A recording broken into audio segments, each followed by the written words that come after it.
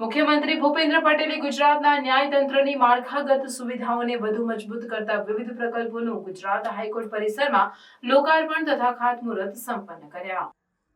Gujarat high court ખાતે રાજ્યના ન્યાયતંત્રની માળખાગત સુવિધાઓને વધુ મજબૂત કરતા વિવિધ પ્રકલ્પોનું મુખ્યમંત્રી ભૂપેન્દ્ર પટેલ અને સુપ્રીમ કોર્ટના જસ્ટિસ સૂર્યકાંતના હસ્તે લોકાર્પણ ખાતમુહૂર્ત કરવામાં આવ્યું હતું। આ પ્રસંગે ગુજરાત હાઈકોર્ટના ચીફ જસ્ટિસ સુનિતા અગ્રવાલ તેમજ કાયદા મંત્રી ઋષિકેશ પટેલ ઉપસ્થિત રહ્યા હતા। મુખ્યમંત્રી ભૂપેન્દ્ર પટેલે જણાવ્યું કે ન્યાયપાલિકાને મજબૂત ઇન્ફ્રાસ્ટ્રક્ચર આપીને સમય અનુરૂપ ભવનો અને ટેકનોલોજીથી સુસજ્જ રાખવાની વડાપ્રધાન નરેન્દ્રભાઈ મોદીની નેમ છે। આ નેમને સાકાર કરવાની દિશામાં ગુજરાત હાઈકોર્ટ ખાતે રૂપિયા 133 કરોડના વિવિધ પ્રકલ્પોનું લોકાર્પણ અને ખાતમુહૂર્ત સંપન્ન થયું છે।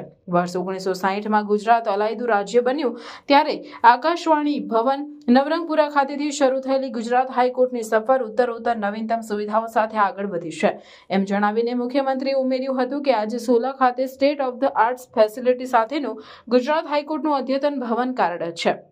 ન્યાયાલયો તેની સાથે સંકળાયેલ નવી ઇમારતો કે મકાનો બાંધવા સહિત ન્યાયાધીશો અને કોર્ટ સ્ટાફને અત્યાધુનિક સુવિધાઓ ઉપલબ્ધ કરાવવાનો રાજ્ય સરકારનો હંમેશા પ્રયાસ રહ્યો છે।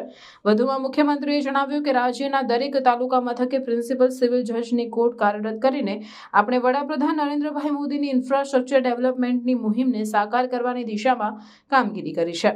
સુશાસન અને લોકતંત્રમાં ગુડ ગવર્નન્સની જરૂરિયાત વિશે જણાવતા મુખ્યમંત્રીએ કહ્યું કે કોઈપણ દેશ કે રાજ્યના વિકાસમાં અને ગુડ ગવર્નન્સમાં કાયદો વ્યવસ્થા અને ન્યાય પ્રણાલીનું મહત્વનું યોગદાન હોય છે।